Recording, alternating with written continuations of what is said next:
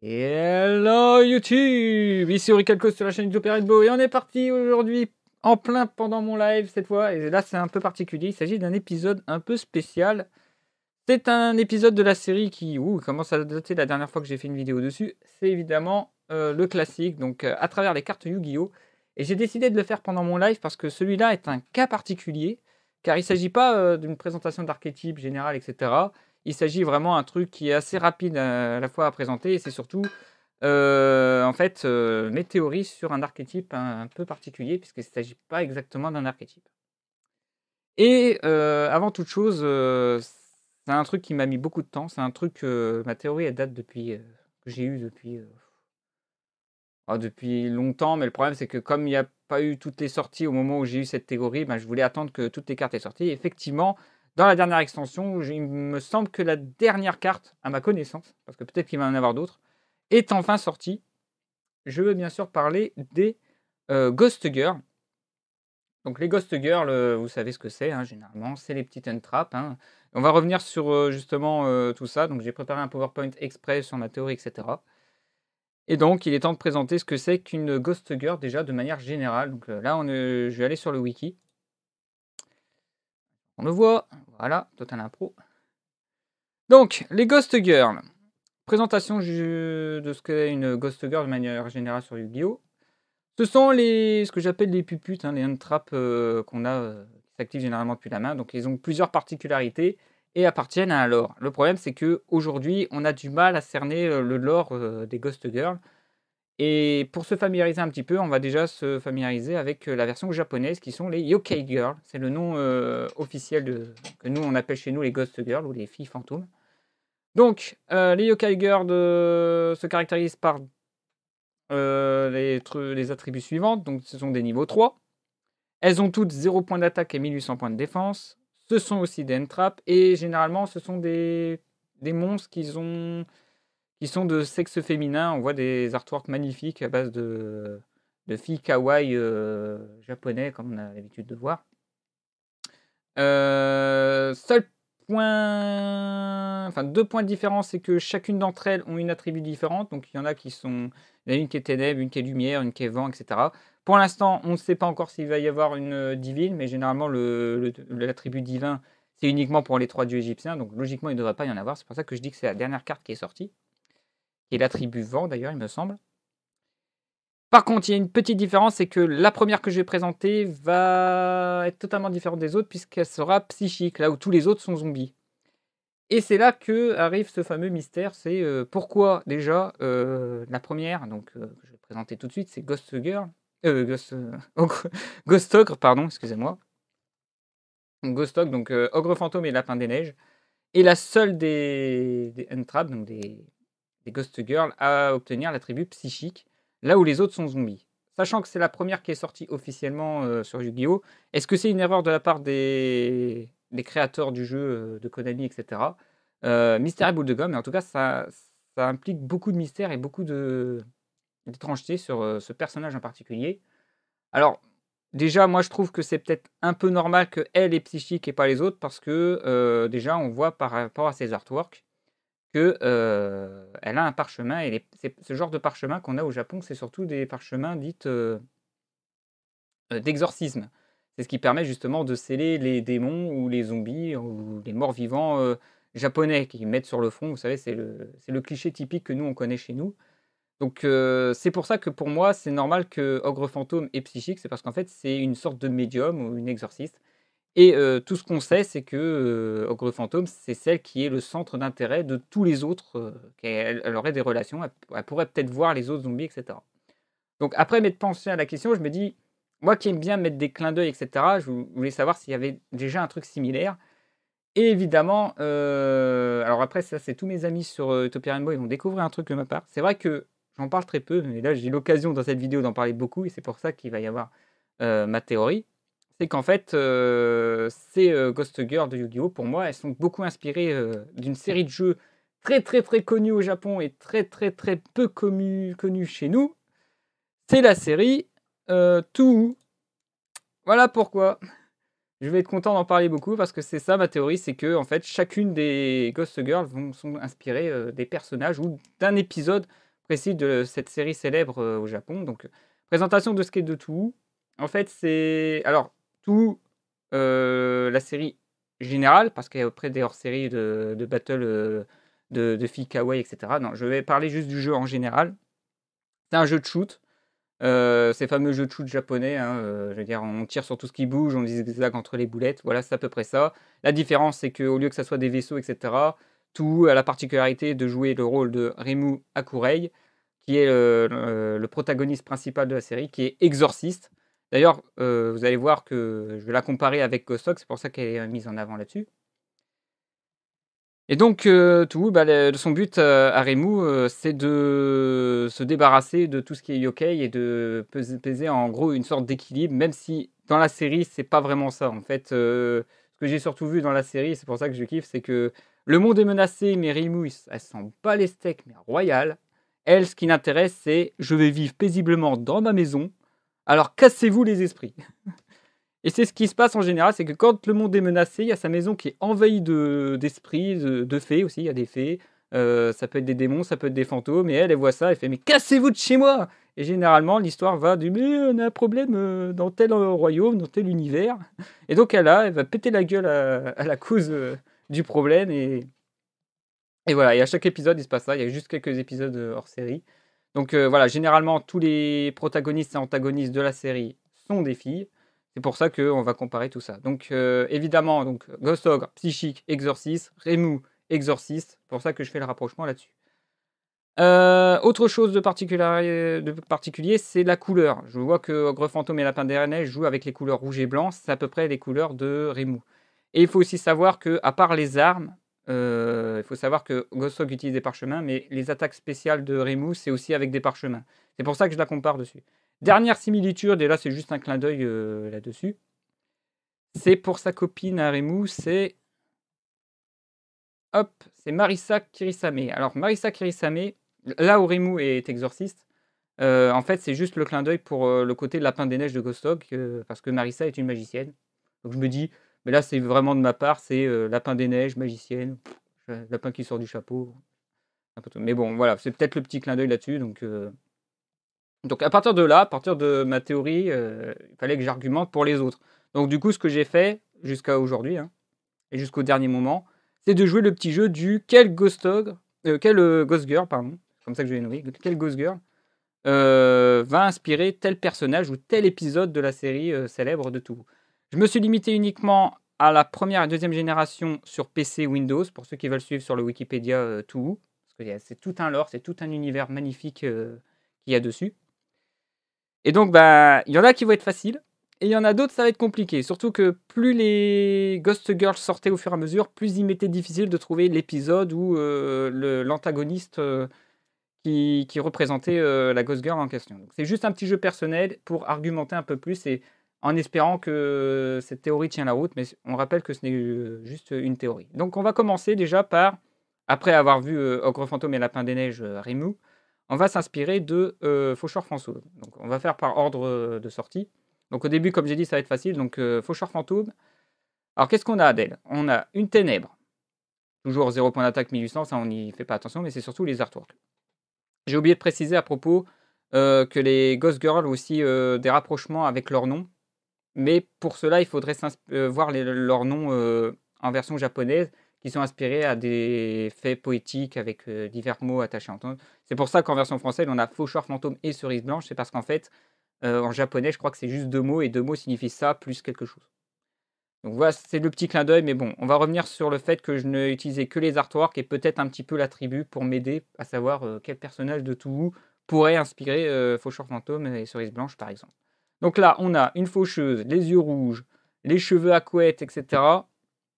Au début, je me suis inspiré d'un épisode, mais petit à petit, en voulant découvrir, j'ai aussi découvert récemment de nouveaux personnages.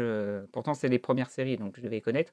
Mais j'avais l'habitude de voir surtout les boss finales et les boss extra parce que c'est très beau à regarder quand même, surtout quand c'est fait par des grands joueurs sur YouTube.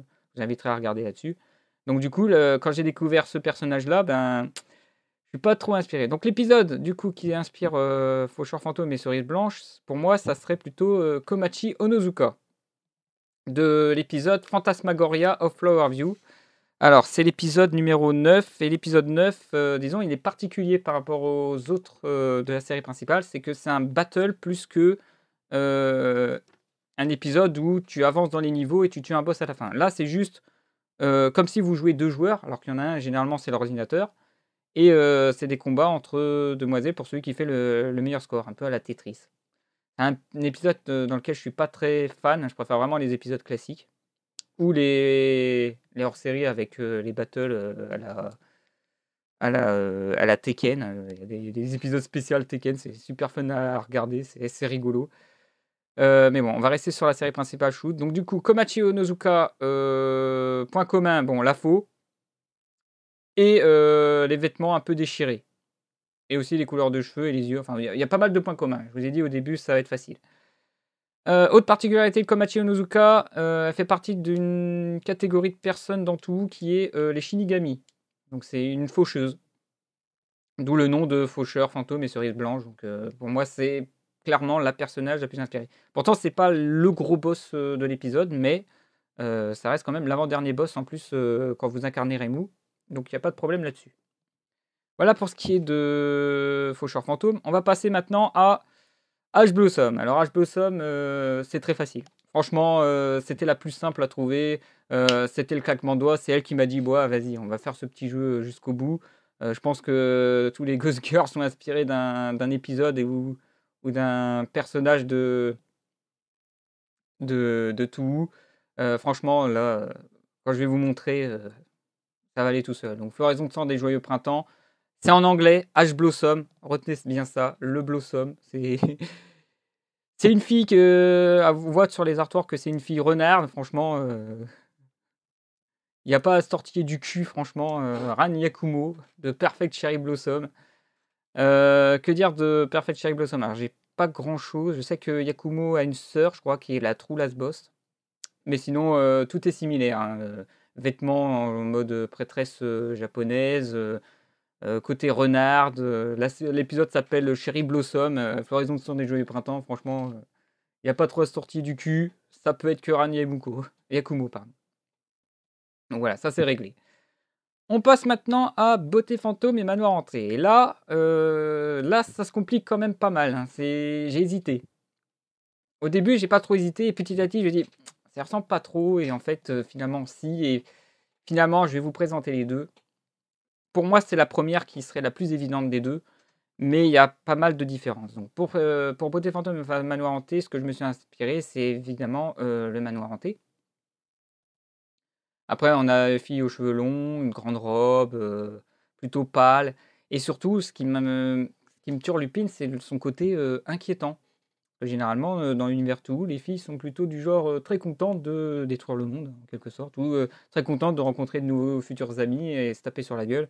Faut savoir aussi que dans ce genre de série, quand vous avez, surtout dans Too, tout est prétexte à combat, hein. C'est: «Salut, salut, je vais te taper la gueule, d'accord, et Reimu généralement c'est: «Hé, il y a tes trucs là dans ton royaume qui me cassent les couilles dans ta maison et c'est de ta faute, alors je vais te taper». Voilà ce que c'est à peu près, c'est tout en général, mais il y a plein de trucs dans le lore et cetera.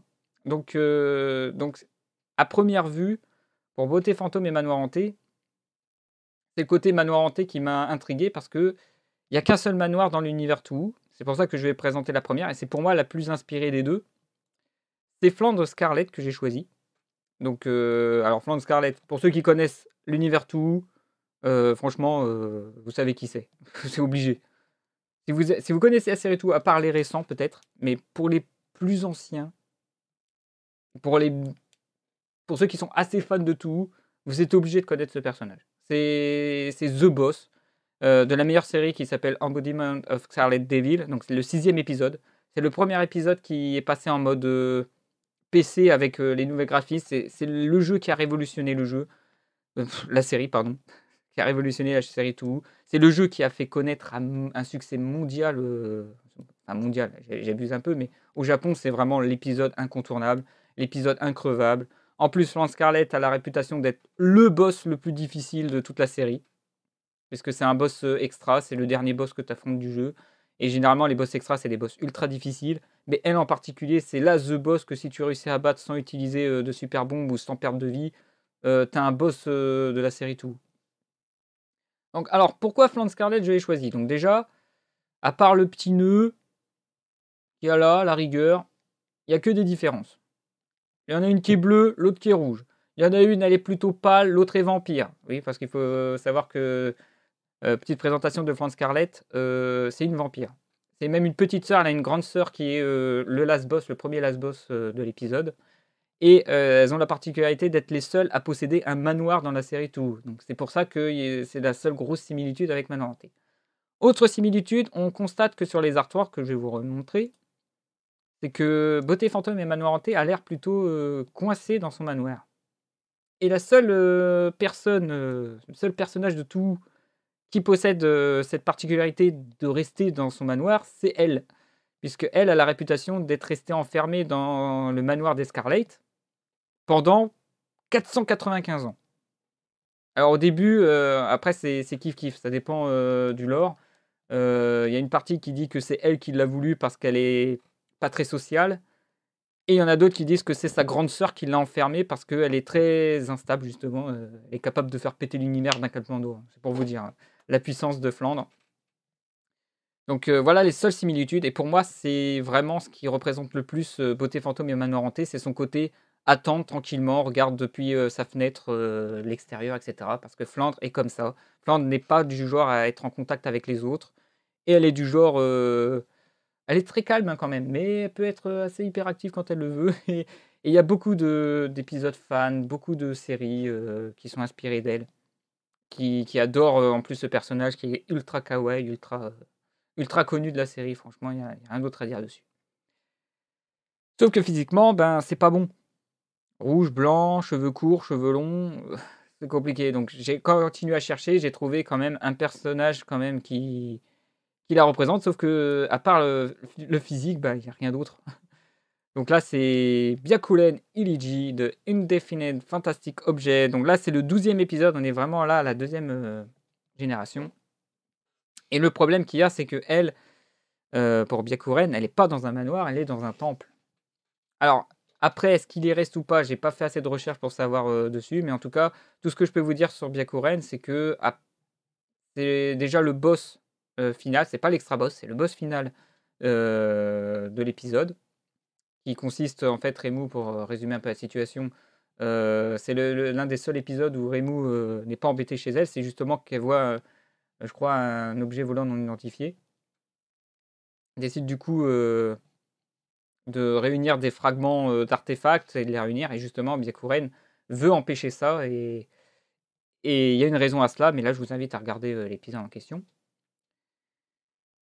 Et donc, bah, comme j'ai dit, physiquement, ça y ressemble, hein, cheveux longs, grande robe. Le problème, c'est qu'elle, elle est pâle, elle l'est pas. Elle est souriante, elle est inquiétante. Enfin, plutôt inquiétée, même, plutôt. Et c'est tout. Et Beauté Fantôme a plutôt l'air d'être un mort-vivant, alors que elle est en fait une sorte d'exorciste aussi. Puisque c'est justement elle qui a créé l'artefact que Reimu et ses amis essayent de réunir, et qu'elle veut à tout prix empêcher, parce qu'à l'intérieur se trouve en fait un démon. Voilà. J'en dis pas plus là-dessus, mais voilà. Personnellement, comme j'ai dit pour Beauté Fantôme, je préfère qu'elle ressemble plutôt à Flan Scarlett du côté lore et du côté un peu manoir. Mais pour le physique, c'est un peu plus Byakuren qui a pas grand chose à voir à part le physique.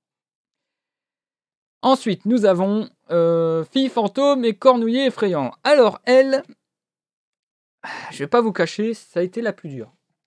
Et aujourd'hui encore, j'ai du mal à trouver le véritable épisode et en fait le véritable personnage, parce que en fait, comme on peut voir, Fille Fantôme et Cornouiller, c'est une nonne. Et elle a un chien. Et il n'y a aucun personnage que je connais de l'univers de Touhou, dans la série principale, et peut-être même de certaines hors-séries que je connais, pour peu que j'en sache, qui a ces attributions. En plus, Cornouiller, on voit, elle est en mode triste aussi. C'est pas commun de l'univers Touhou. Donc, j'ai très peu d'indices pour savoir quel personnage, quel épisode elle pourrait s'inspirer pour que ma théorie tienne la route. Donc, le seul argument que j'ai pour elle, c'est que c'est son attribut eau. Son attribut eau qui fait que il n'y a qu'un seul épisode qui joue avec de l'eau. Pour moi, qui dit eau dit lac.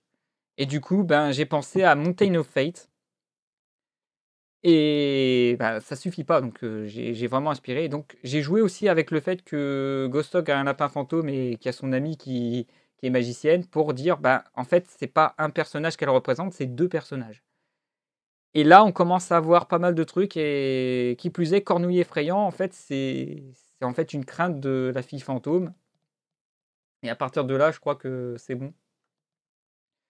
J'ai trouvé peut-être une petite excuse pour savoir, qu'est-ce qu'elle pourrait représenter et pourquoi c'est cet épisode. Donc, pour l'instant, je vais vous présenter Suwako Moriya de Mountain of Fate. Je vais juste boire un coup de secondes parce que j'en peux plus. Ouais, excusez-moi. Donc déjà, Mountain of Fate, pour commencer, c'est l'épisode 10, de la série Two. On va dire qu'il y a quand même pas mal d'épisodes, hein. On a vu tout à l'heure l'épisode 12. Je crois qu'il y en a 17 actuellement, donc c'est pour dire. Enfin bref. Toujours est-il que, Suwako Moriya dans la série Mountain of Fate, en fait, c'est une sorte d'esprit du lac et pour aller encore plus loin, c'est aussi, une déesse. Que là, rien de bien folichon, il y a aucune similitude à part que ça fait plutôt jeune. C'est pas le même physique, il y a rien de particulier, hein. Je veux dire, il y en a une, elle a carrément un chapeau en forme de grenouille, mais ça, c'est normal puisqu'elle représente à peu près l'esprit d'un lac. Et pourquoi je l'ai choisie elle? C'est parce qu'en fait, elle a, tout un lore, toute une petite histoire avec, un autre personnage et c'est justement ce qui va relier avec Cornouiller effrayant. Donc dans son histoire à Suwako Moriya, c'est qu'un jour, alors qu'elle vivait en paix, qu'elle a réuni, une catégorie de yokai, si j'ai bien compris, elle a créé un petit royaume dans lequel elle régnait en maître et soudain, elle se fait attaquer par, une autre, espèce de yokai et c'est en se battant contre, justement, Kanako Yasaka, donc qui va représenter le cornouiller effrayant, qu'elle va subir sa défaite et du coup, elle est obligée, de lui céder, sa puissance, enfin de pas sa puissance, mais plutôt de lui céder son royaume. Donc du coup, quand on commence le jeu, c'est Kanako Yasaka qui contrôle, la Mountain of Fate, donc le lac. Dont, le pourquoi du comment, pourquoi, je représente, Suwako Moriya, la fille fantôme, parce que on voit clairement dans les 2 artworks, la fille fantôme que c'est pas elle qui intervient, elle est juste observatrice. C'est ce qu'on voit dans le jeu, Mountain of Fate, avec, Suwako Moriya qui observe sans intervenir puisqu'elle représente une déesse et c'est le cornouiller effrayant qui contrôle, le royaume, donc Kanako Yasaka qui fait en voulant unir toutes les tribus, toutes les espèces de yokai, qui a foutu la merde. Ce qui fait que encore une fois, Reimu, se retrouve avec, des yokai chez elle et on lui explique que ça se passe dans la montagne, il y a un lac et voilà, parle à notre chef.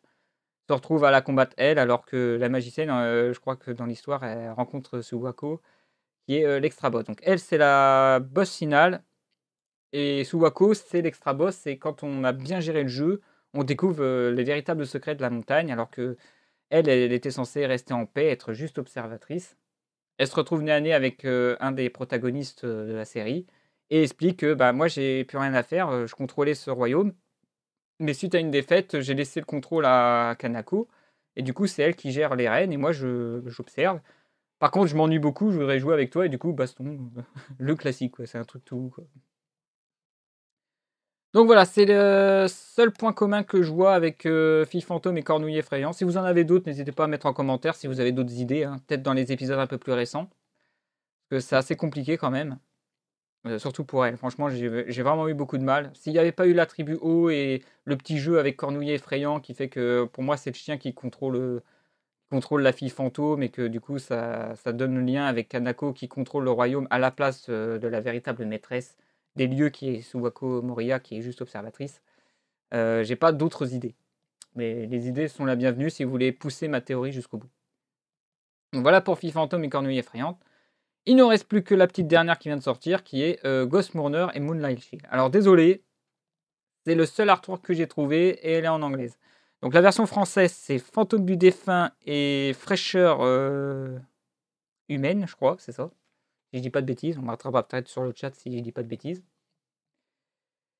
Donc elle vient de sortir, donc du coup, ben, j'ai eu pas beaucoup de temps pour essayer de trouver, les similitudes. Alors là, 2 points qui font que c'est pas vraiment un personnage en particulier qu'elle représente, mais c'est vraiment clairement un épisode complet, un peu comme, Cornouiller effrayant et généralement, c'est comme ça que ma théorie a évolué pour, inspirer plus un épisode complet qu'un personnage. Donc, j'ai peut-être là encore pas de personnage, mais, une catégorie de personnes que j'ai pas encore présentées dans la série Too. Les indices que j'ai, c'est attribut vent, donc ça c'est mort. Les pouvoirs, magiques liés à chacune des personnages, je les maîtrise pas, donc je sais pas qui aurait des pouvoirs de vent. Par contre, au niveau de l'artwork, on a 2 choses extrêmement importantes, c'est la lune, qu'elle fixe, parce que je vais revenir sur, Ghost Bell, je vais montrer un petit truc d'ailleurs. Là, on voit Ghost Bell, on voit la lune. C'est la seule autre personne et en plus c'est un artwork alternatif et c'est la seule autre, Ghost Girl dans laquelle on voit la lune. Sauf qu'ici, si on regarde bien l'artwork, on n'y fait pas attention. On fait plus attention, comme à l'artwork précédent, au rideau derrière parce que c'est un manoir hanté. On fait attention à elle avec sa robe, ses cheveux, et cetera. Mais on fait pas du tout attention à ce petit point blanc. Pour nous, c'est un point blanc, c'est plus un point blanc que la lune. Mais on n'y fait pas trop attention. Autant dans l'artwork de Moonlight. Oh là, attention, j'allais spoiler. On voit clairement que non seulement la lune elle est plus grosse, elle a l'air plus impressionnante et plus à être vue, mais en plus de ça, il y a une technique, de peinture que j'ai oubliée, qui se focalise sur, alors je sais pas si vous connaissez cette technique-là, vite fait? En fait, vous pouvez, tracer des sortes de lignes qui sont en fait, ce qu'on appelle des lignes, dans lesquelles nos yeux se focaliseront. Par exemple, là, on voit le truc là, au milieu, ça fait une sorte de trait qui nous fait fixer jusqu'au visage et à partir du visage, on a les yeux et on a tendance à vouloir voir ce qu'elle veut regarder et c'est là qu'on voit qu'elle observe la lune. Pour moi, c'est une petite technique, de peinture qui dit que la lune est quand même assez importante. 2e point importante, un peu plus discrète, mais pourtant, il y a des petits indices qui nous disent qu'il faut qu'on les regarde, c'est, les fausses oreilles qui sont là, qui ressemblent un petit peu à des oreilles de lapin. Dernier indice, c'est son nom, Moonlight Shield, donc ce qui prouve une fois pour toutes que c'est vraiment la lune qui est importante. Et en fait, dans tout, ce qui caractérise le plus la lune, c'est un épisode qui s'appelle, Impérissable Night. Donc l'Impérissable Night, c'est un épisode dans lequel, alors qu'il y avait une fête lunaire, et ben, la lune, n'est plus la même. Il y a une lune qui a été remplacée par une autre lune où, la lune disparaît, mais en fait, elle réapparaît, je sais plus vraiment, quel est le lore exact, mais en tout cas, il y a une fausse lune parmi, avec la lune, quoi et cette fausse lune, entraîne, une nuit, imprévisible, contrôlée par ce qu'on appelle je crois que c'est les Moon Rabbits, donc les petits lapins. Les habitantes de la lune, généralement, sont des lapins. Alors par contre, là, cas particulier, j'ai présenté Tewi Naba, mais Tewi Naba, c'est un cas particulier, si j'ai bien compris, parce qu'il s'agit d'une yokai, elle. Elle, c'est une Demon Rabbit. Ça existe aussi dans l'univers Touhou. Et en fait, c'est juste pour vous montrer, la similitude entre elle, avec ses fausses oreilles de lapin, et Tewi, qui serait le personnage qui lui ressemblerait le plus, hein, évidemment. Toujours la grosse robe, toujours, les oreilles de lapin. Il y a que les yeux qui vont pas. Mais c'est surtout pour vous dire que Ghost Mooner fait partie, d'une catégorie qui sont les Moon Rabbits, plus que, les Yokai Rabbits, hein, évidemment. Donc il y en a différentes, comme j'ai dit, j'ai choisi Tewi Inaba, mais ça pouvait être n'importe laquelle et peut-être que dans les épisodes suivants, il y en aura d'autres, mais là, ça serait un peu bête parce que le but du jeu, c'est que ça soit Konami qui fasse un clin d'œil à Touhou et non pas l'inverse. Donc à moins qu'il y ait déjà, un vrai personnage, et si ça se trouve, je me suis planté, mais je pense que c'est, une Moon Rabbit, quoi qu'il advienne. Qui plus est, celle qui est à l'origine de cette fausse lune n'est pas une lapine, ça petite précision là-dessus et l'extra boss est encore totalement différent. Impérissable Night qui est en plus, c'est un de mes épisodes préférés. C'est l'épisode 8. C'est tout un lore avec cette lune justement, mystérieuse, mais en plus de ça, heu, plus tard dans un autre épisode, il y a une nouvelle attaque justement de ces Moon Rabbit ou de ces Yokai Rabbit. Je sais plus lesquels des 2. Et en tout cas, elle justement, Tewi Naba, on la voit dans Impérissable Night. C'est au moins, la bonne nouvelle, c'est que c'est sorti avant la carte. C'est ça qui est important. Donc voilà, j'ai à peu près fait le tour de toutes les Ghost Girls. Enfin, là, c'est ce que je pourrais dire, mais il y a un petit problème. Parce qu'il y a elle. Et à cause d'elle, on va dire que ma théorie, elle peut être foutue en l'air, en fait. Hein, parce que, déjà, qu'est-ce qu'elle fait là? Floraison rouge et sous la racine ne correspond absolument pas à ce qu'on a d'habitude, donc les 0 1800. Là, c'est une 0-0, c'est même pas une tuneuse. C'est ni une zombie, ni une psychique, c'est une démone.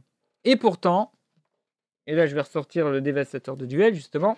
Dans la boîte dévastateur de duel, et dans le wiki, elle est liée. Alors, qu'est-ce qu'on lit déjà sur le truc? Les cartes dont tout le monde parle, c'est 5 monstres fantômes avec de toutes nouvelles illustrations qui peuvent faire basculer le cours d'une partie, plus également un tout nouveau 6e monstre, qui plus est d'ailleurs, je vous la montre vite fait, on la voit sur la boîte. Alors moi, le problème aussi, c'est qu'elle est à côté de Ash Blossom, alors qu'elle devrait être à côté de Winter Cherry, puisqu'elle a beaucoup de ressemblances avec Winter Cherry. Donc là, c'est Floraison de cendre, Floraison sous la racine, pardon. Et là, vous avez Winter Cherry. Vous voyez, il y a beaucoup de similitudes. Donc du coup, c'est là le problème, c'est que moi, j'ai pris en compte que les 0-1800. Elle, qu'est-ce qu'elle fait là? Quelle est sa relation avec l'archétype? Ça, on ne sait pas du tout. Donc du coup, si j'arrive pas déjà à déterminer sa relation avec le reste de l'archétype, je peux pas savoir si ça correspond plus au même épisode que sa relation. Mais tout ce qu'on sait, c'est qu'elle, elle aurait un lien. Et c'est là qu'arrive encore une dernière petite chose à ce sujet, c'est est-ce que ce sera la seule ou est-ce qu'il n'y a pas déjà eu d'autres monstres qui sont sortis qui font partie du même lore? Je vais vous en montrer juste un en particulier qui attire mon attention là-dessus. Pour l'instant, personne n'officialise tout ça, mais pour moi, s'il y a floraison rouge sous la racine, alors précision, je me suis mis d'autres règles là-dessus pour montrer les cartes qui sont en relation avec les Ghost Huggers, c'est que ce sont des 0-0, sont pas syntoniseurs et auront tous un type différent. Donc pour floraison rouge sous la racine, on a un démon, ténèbres. Donc logiquement, les autres sont ni ténèbres, ni démons, et pas syntoniseurs, mais ils restent à 0 point d'attaque et de défense. Ce qui est le cas par exemple pour Hurluberlu et Oiseau de verrouillage, qui est vent, magicien, 0-0, et qui plus est, ses oreilles font penser aux fausses oreilles de Ghost Mourner. Donc ça pourrait, mais c'est pas officiel. On ne sait pas si Oiseau de verrouillage fait partie de l'archétype ou pas. Ça n'a jamais été prouvé, ça n'a jamais été dit. Dernier point commun d'ailleurs avec Moon, ici la lune elle est ténébreuse. Pourtant la lune elle est très bien mise en avant du côté de Ghost Mourner. Je dis ça, je dis rien. Mais malheureusement, si c'est le cas, et ben la partie tout, etc., ben, c'est foutu en l'air parce que ça serait de retrouver d'autres personnages, d'autres protagonistes et antagonistes, hein, parce qu'il va peut-être y avoir d'autres protagonistes, qui seraient en relation avec ces monstres-là. Mais je ne l'ai pas fait. Je préfère rester quand même au fait que tous les N-Trap Ghost Hugger soient des 0 points d'attaque, 1800 points de défense, syntoniseurs, mais pourtant, sur la présentation wiki, on voit bien que Sous la Racine est en relation avec Ghost Reaper. Bon. Comme quoi, hein, il y a encore beaucoup de mystères là-dessus. Évidemment, je pense que si c'est le cas qu'elle fait bien partie de l'archétype, il y en aura forcément d'autres et probablement qu'il y en aura assez pour dire que finalement Hurluberlu fera peut-être partie de l'archétype ou pas. Voilà, c'est des questions qu'il faut se poser. Donc, est-ce que ma théorie tient la route? Logiquement, ça ne devrait pas, mais moi, ça m'a quand même beaucoup amusé d'avoir cette théorie, de montrer avec des arguments que c'était passionnant, qu'avec un peu d'imagination, on peut imaginer toutes sortes d'histoires qui sont en relation avec les cartes. Moi, j'ai toujours eu un fait pour ces genres de cartes, hein, pour ce qui est des Ghost Huggers. Ça, toute la team le savent, hein, etc. Maintenant, ils comprennent un peu plus pourquoi après cette vidéo, en tout cas. Et on attend avec impatience peut-être d'autres monstres qui vont sortir du même gabarit que Floraison Rouge sous la racine. Est-ce que ce seront finalement que des démons d'attributs différents à 0 point d'attaque et 0 point de défense? Est-ce que ça va pousser le fait que, comme j'ai dit, ça va être d'autres attributs, mais avec des types différents, qui ne seront pas syntoniseurs, qui seront 0-0 et qui ressembleront à leurs antécédents de même attribut? Donc elle pour Winter Cherry et lui pour Moonlight avec la lune et les oreilles. Moi je trouve que lui il a des vraies oreilles et elle voulait peut-être des oreilles aussi. Enfin. Le problème c'est que Hurluberlu c'est plutôt un oiseau, hein. C'est ses oreilles de oiseau. Les oreilles de hibou en fait, en quelque sorte. Voilà, donc c'est ainsi que je termine cette vidéo. J'espère que celle-ci vous a plu. C'est un petit hors-série en attendant les vraies vidéos que je vais faire, hein, parce que ça fait tellement longtemps que j'ai pas fait à travers les cartes vidéo que j'ai pensé que ça ferait plaisir de revoir un petit peu tout ça. Comme vous avez pu constater, c'était fait pendant mon live, j'ai pas fait attention au chat pendant tout le long, même s'il n'y avait pas grand monde, j'ai mis du passé, donc ça s'en fiche un peu. Mais en tout cas, voilà, pour dire que je n'arrête pas mon projet de présenter des archétypes, des lores, etc., de voir mes théories, des hypothèses là-dessus, parce qu'il y a beaucoup de choses encore à dire, mais c'est très difficile à préparer. Je préfère les faire en live plutôt qu'en vidéo, parce qu'en vidéo, ça demande beaucoup de montage. Voilà, sur ce, je vous dis salut les gens.